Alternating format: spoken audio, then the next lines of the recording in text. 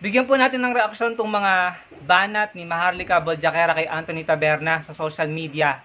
Mabibigat po at maaanghang na salita ang binitawan niya dito. Hatol kay Tuning Anthony Taberna na bayaran, tumatanggap ng payola, kumakamkam ng pera ninyo, sinungaling.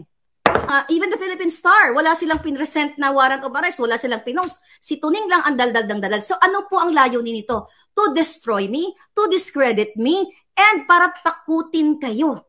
Imagine nyo mga palangga, ang nakikita ko dito, sindikato ito si Tuning Taberna. Buhay na ng pangalan niya, Anthony Taberna, sindikato ka.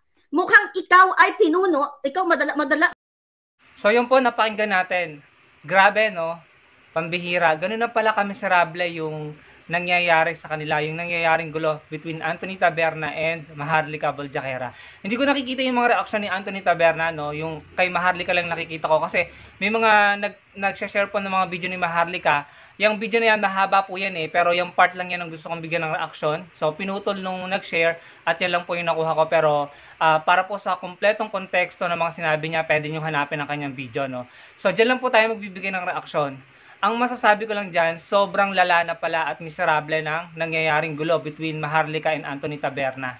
Akalain mo yung mga salitang binitawan, sobrang aanghang, sobrang mabibigat po, no? Pero ganun na pala kabigat. Actually, parang ayoko nang mag-comment kasi parang obvious naman, no? Very evident na magulo na sila. Miserable yung kanilang gulo, no? Ang nakikita ko sa kanila, sa mga yan, yung mga tao na kung ano-anong pinagsasabi kay Atty. Leni nung nakaraang taon, nung nakaraang kampanya, nasususpend sa trabaho, nawawala ng trabaho, nadidisbar, at marami po ang nakulong. At ito, nagkakasuhan, yung iba natalo sa kaso nila at talagang napatunayan na may ginawang mali. At yung isa pa nga, yung recently na dating broadcaster na nakulong dahil sa staffa at saka illegal recruitment, no? Ang alam ko, nakalaya na ulit yon. Pero yan po yung nangyayari sa kanila. Ganun po kamiserable at ganun po ka-negatibo, no? Akalain mo, hindi ko naisip noon na magiging ganyan yung away ni Maharlika at saka ni Anthony Taberna. To the point na talagang yung mga salitang binibitawan ay ewan, di ko na alam kung paano ko i-describe yun or i-define, ano? Pero para sa akin, sobra. At talagang mapapanganga ka na lang dahil ganun pala kabigat, no? Dumating sa point ng kasuhan at ganyan, na nagbabanatan sa social media at kung ano-anong salita ang mga binibitawan. Walang ganyan akong nakikita sa mga kakamping. So, yung binida nila na unity ay talaga pong pulpol. Hindi po totoo. Kasi sila mismo nag-aaway-away. Yung mga taong yan na kung ano-anong pinagsasabi kay Atty. Leni, ganyan po yung nangyayari sa kanila. Napaka-negatibo, napaka-miserable. On the other hand, yung tao na pinagsalitaan nila, no? At kung ano-anong pinagsasabi nila, ayan, sa Atty. Leni. Patuloy na nakakatanggap ng awards. Makakatanggap na naman ng awards sa October, if I'm not mistaken, tignan nyo.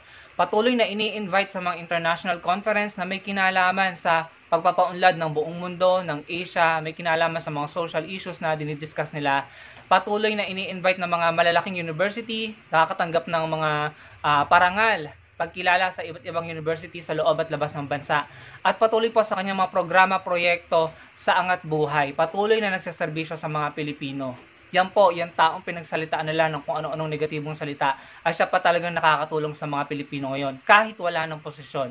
Kita nyo naman, recently namigay ng mga school supplies, katuwang kanilang mga partners ng Angat Buhay, yan sila Atty. Leni, namimigay ng mga laptop, tablets, at saka kitchenware sa mga estudyante na mapapakinabangan ng mga estudyante para mapadali ang kanilang pag-aaral at maging komportable sila na mag-aral. Yung pong importante yung bansa talagang magiging maunlad kung ang mga tao rito, mga Pilipino, tayo ay nakapag-aral ng maayos, naging matalino.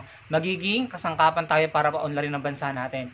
Patuloy na nagpapatayo ng dormitoryo, ang Angat Buhay nila Atty. Leni, katuwang ng kanilang mga partners, at patuloy po na nagpapatayo ng mga classroom para matugunan ang kakulangan ng classroom. Wala pong confidential fund, walang Intel fund. Pure voluntarism at pagtutulungan ng mga tao, ng mga Pilipino, ng mga partners dahil nagtitiwala. May malaking tiwala po. Hindi ako nagsisisi kahit natalo tayo and I'm proud na binoto ko si Atty. Leni Robredo at si Senator Kiko at ang Team Angat. No? So sa makatuwid, yung nangyayari sa kabilang kubol, magulo, puro negatibo, nakukulong, nadidisbar, nawawala ng trabaho, nasususpend at meron pang na-stroke dati, di ba? Tapos, yung nangyayari kay Atty. Lenny sa Angat Buhay, sa mga kakamping, blessings, success, at saka mga positibong pangyayari. So, ano pong masasabi niyo dyan sa mga sinabi ni Maharlika Boljaquera, yung mga narinig niyong salita? Ilagay niyo po ang inyong opinion, ang inyong masasabi sa comment section below. At ano pong masasabi niyo sa mga share ko sa inyo patungkol sa mga kaganapan kay Atty. Lenny at sa Angat Buhay. Ilagay niyo lang sa comment section below. Huwag kalimutang i-like ang ating video. At kung hindi pa po kayo subscribe, sana po mag-subscribe po kayo para po tayo ay dumami at magkita-kita po tayo sa susunod kong video. Salamat po.